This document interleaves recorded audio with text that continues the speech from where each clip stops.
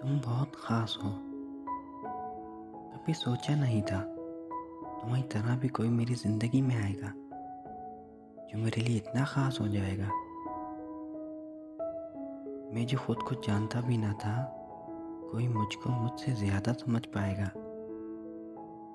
تم سے ملنا اتفاق ہے یا نصیب پتہ نہیں، پر ہاں، اب دل میں تمہارے سوا کوئی آئے گا نہیں۔ تم زندگی کا حصہ نہیں ہو، تم زندگی ہو اب میرے لیے۔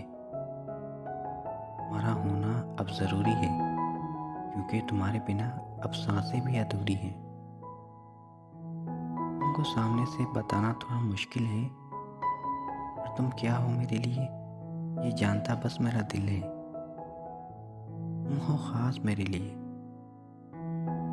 بس یوں ہی ساتھ چلتے رہنا، دل بن کے یوں ہی مجھ میں دھڑکتے رہنا۔